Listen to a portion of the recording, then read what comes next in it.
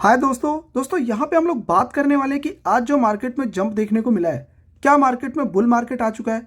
क्या ये कोई जेन्युइन बाइंग है, मतलब मार्केट में खरीदारी स्टार्ट हो चुकी है, या फिर मार्केट में स्टिल करेक्शन होना बाकी है? तो आज की इस वीडियो में इसी टॉपिक के ऊपर हम लोग बात करने वाले हैं। देखा जाए हर एक इंडेक्स में अगर आप जाके वेरीफाई करोगे तो आपको जंप देखने को मिलेगा। मिड कैप में 2% से ज़्यादा की जंप है, स्मॉल कैप में भी 1.5% से ज़्यादा की जंप देखने को मिल रही है, ओवरऑल निफ्टी में भी जंप देखने को मिला है। तो आप कह सकते हो कि इंडिया के हर एक इंडाइसेस में आज हमें ग्रीन सिग्नल देखने को मिला है। लेकिन क्या ये ग्रीन सिग्नल रियल है या फिर मार्केट में करेक्शन होना बाकी है? देखा जाए तो मार्केट स्टिल 23,200 के लेवल पर ट्रेड कर रहा है, जो कि ऊपर से 10% नीचे गिरा हुआ है। चार्ट को अगर आप देखेंगे तो मार्केट में स्टिल वॉलेटिलिटी देखने को मिल रही है। अमेरिकन मार्केट को अगर आप जाके देखेंगे, कल की डेट का जो अमेरिकन मार्केट था वहाँ पे एक अच्छा खासा जंप देखने को मिला। ये एक बहुत बड़ा सेंटीमेंट है जिसकी वजह से आज हमारे मार्केट में भी आपको पॉजिटिव क्लोजिंग देखने को मिला, पॉजिटिव जंप देखने को मिला। ये एक बहुत बड़ा रीज़न है। दूसरा बड़ा रीज़न है वो है हमारा इन्फ्लेशन का रिपोर्ट। जैसा कि मैंने आपको कल बताया था कि हमारा जो इन्फ्लेशन का रिपोर्ट आया ना, उसमें हम लोगों ने डिक्लाइनिंग रिपोर्ट किया है, ठीक है। और ये थोड़ा बहुत जो डिक्लाइनिंग हुआ है, ये कहीं ना कहीं मार्केट ने इसको अप्रिशिएट किया है।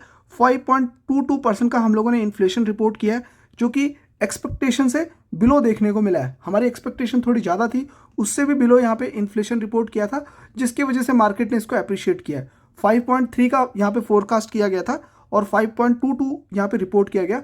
तो ओवरऑल हमारा इन्फ्लेशन अच्छा देखने को मिला है। लेकिन आज एक और डेटा रिलीज हो गया है, जिसको देखने के बाद मुझे ऐसा लगता है कल हम लोगों को फिर मार्केट में गिरावट देखने को मिल सकता है। अभी होलसेल प्राइस इंडेक्स, जो होलसेल प्राइस इन्फ्लेशन होता है होलसेल प्राइस का, उसका इन्फ्लेशन अगर हम देखें तो वहाँ पे हम लोगों को जंप देखने को मिला है। 2.37% का यहाँ पे राइज देखने को मिला है दिसंबर मंथ में, जो कि 0.38% से यहाँ पे जंप देखने को मिल रहा है मंथ ऑन मंथ। तो ये एक कारण है जो आप लोगों को वापस मार्केट नीचे ले जा सकता है। यहाँ पे आप देख सकते हो फोरकास्ट 2.3 का रखा गया था और आज ही के दिन ये डेटा रिलीज हुआ है, जहाँ पे आप देखोगे 2.37% का यहाँ पे WPI देखने को मिल रहा है। तो एक बड़ा रीज़न अभी यहाँ पे ये आ गया, WPI हम लोगों का अगेन बढ़ता हुआ देखने को मिल रहा है। अगर WPI बढ़ेगा तो सिंपल सी बात है, जो आपका रिटेल इन्फ्लेशन है वो भी आने वाले टाइम पे फिर बढ़ जाएगा। पीछे से जब आपका होलसेल प्राइस बढ़ेगा तो वो रिटेलर तक जाते हुए और भी प्राइस बढ़ेगा।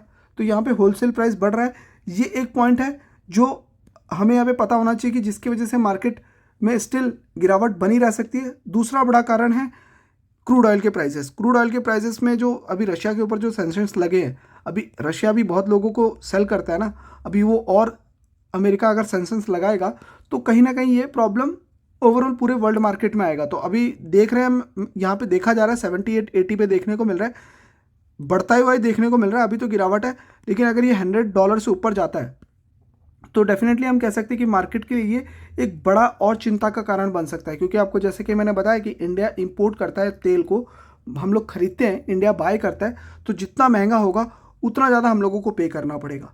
सेम चीज़ का सेम क्वांटिटी के लिए हमें ज़्यादा पे करना पड़ेगा। तो यहाँ पे हम लोगों को ये मान के चलना पड़ेगा कि ये इसी के आसपास रहे।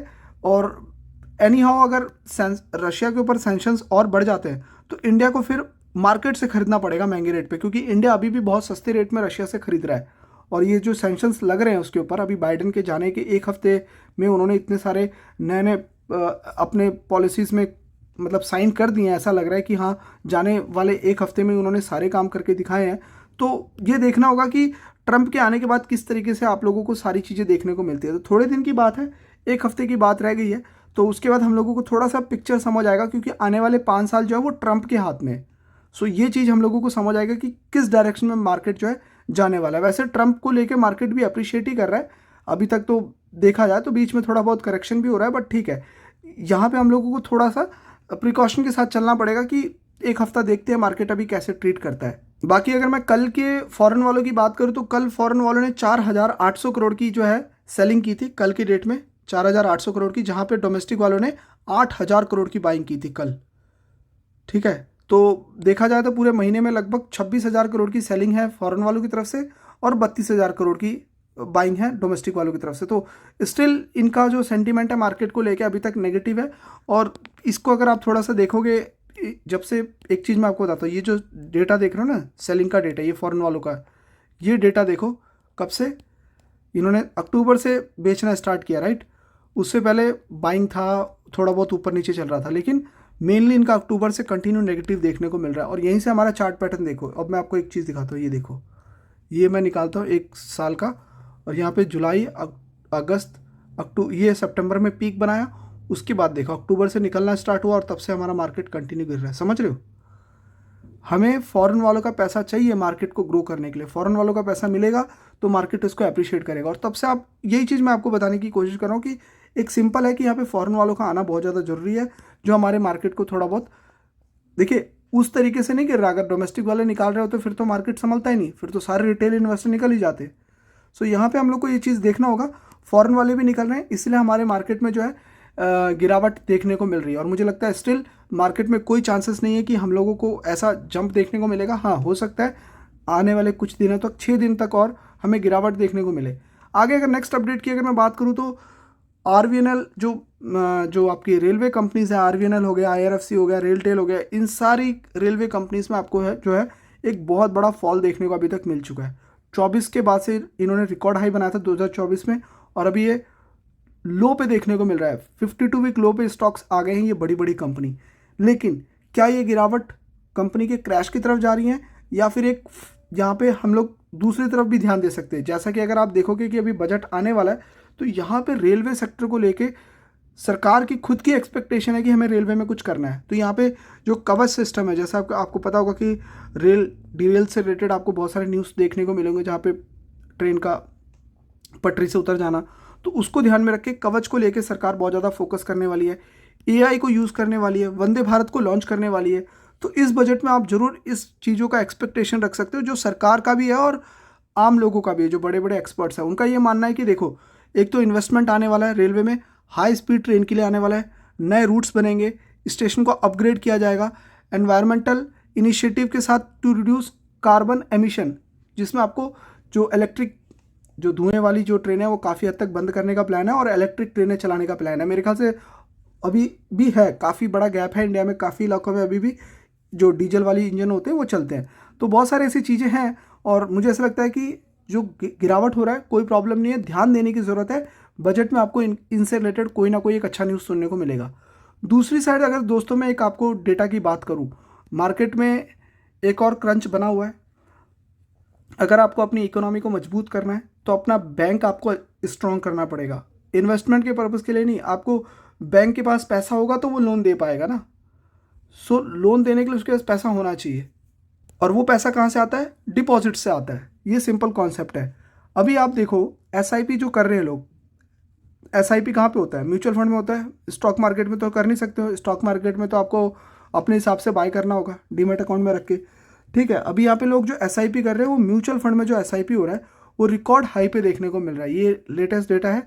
जैसे सेबी स्टॉक मार्केट को हैंडल करता है ना, ऐसे एमफी जो है म्यूचुअल फंड को हैंडल करता है। इसने अपने रिपोर्ट में भी बताया कि दिसंबर मंथ में, दिसंबर वाले, अभी तो जनवरी चल रहा है, दिसंबर में 26,450 करोड़ के आसपास एसआईपी हुई है। ये देखो, इतना लोग पैसा डाल रहे हैं। इतना पैसा अगर एसआईपी के रूप में म्यूचुअल फंड के पास आएगा, मार्केट में आएगा, तो फिर बैंकों में पैसा जाएगा कहाँ?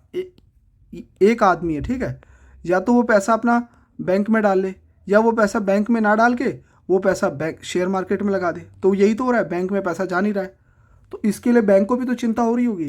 तो यही सब चीज़ आप देख रहे होंगे कि बैंक को डिपॉजिट का ये जो है, बैंक कंटिन्यू अपने एफडी रेट को बढ़ा रहा है ताकि डिपॉजिट्स बढ़े, लोगों को थोड़ा सा एक ऐसा प्लान देखने को मिले कि हाँ बैंकिंग में अच्छा इंटरेस्ट मिल रहा है। तो अभी रिसेंटली एक आज ही की डेट में आप आर्टिकल देखोगे कि बैंक ने अपने एफडी रेट को बढ़ा दिया है टू बूस्ट डिपॉजिट ग्रोथ, ताकि लोग अपना जो है बैंकों में पैसा डालना स्टार्ट करें। तो एक आपको मैं बता देता हूँ कि नॉर्मली रखा क्या गया है, एक हम लोग एग्जांपल के लिए देख लेते हैं। अभी जैसे देखो आईडीबीआई बैंक का रिसेंटली इन्होंने लॉन्च किया, 13 जनवरी को इन्होंने लॉन्च किया, ठीक है, अपना एफडी रेट।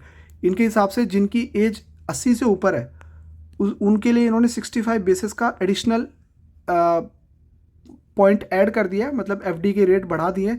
जैसे कि अगर कोई 555 डे से ऊपर पैसा रखेगा तो उसको 8% से ज़्यादा उसको इंटरेस्ट मिलेगा। अगर कोई 375 दिन रखता है तो उसको 7.9 मिलेगा। अगर कोई 444 डेज रखता है उसको 8% मिलेगा। और ऐसे 700 दिन रखेगा तो 7.85 इंटरेस्ट मिलेगा।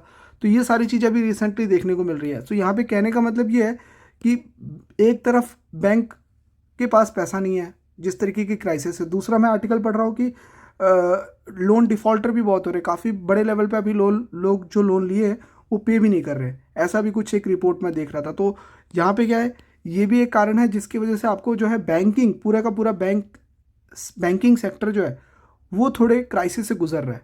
तो ये चीज़ यहाँ पे ध्यान देने की ज़रूरत है। ओवरऑल आपको मैं यही कहना चाहूँगा कि देखिए मार्केट में ये सारी चीज़ें चलती रहेंगी, छोटी छोटी न्यूज़ ऊपर नीचे न्यूज़ आती रहेंगी। मार्केट में अगर आप आए हो और लंबे समय के लिए आए हो, लॉन्ग टर्म के लिए आए हो, एटलीस्ट 10 ईयर के लिए अगर आए हो, तो ये वॉलेटिलिटी मार्केट में काम रहिए, बिल्कुल शांत रहिए, कुछ एक्टिविटी करने की ज़रूरत नहीं है। मार्केट को वॉच कीजिए, अगर बहुत अच्छा लगता है तो जो कंपनी आपने बहुत ज़्यादा स्टडी की है उनके साथ आगे बढ़िए और कंटिन्यू जो है मार्केट में बने रहिए। अगर लॉन्ग टर्म मार्केट में बने रहोगे तो ये गिरावट आपको आने वाले दिनों में आप यही बोलोगे कि उस गिरावट में मैंने एक एक्शन प्लान किया था, कुछ बाई किया था, आज वो मुझे काम आ रहा है। तो आई होप इस वीडियो में इतना ही। और इस टाइम अगर इस चैनल पे आपने फर्स्ट टाइम विजिट किया तो ज़रूर इस चैनल को सब्सक्राइब कर लीजिए दोस्तों। ये मेरा नया चैनल है, पुराने चैनल को उस पर काम चल रहा है, कुछ नए रेगुलेशंस हैं उसको फॉलो करने पड़ेंगे। फिलहाल अभी आप इस चैनल को फॉलो कर सकते हैं। मैं आपको नेक्स्ट वीडियो में मिलूंगा इसी तरीके की इन्फॉर्मेशन के साथ, तब तक के लिए बाय बाय दोस्तों।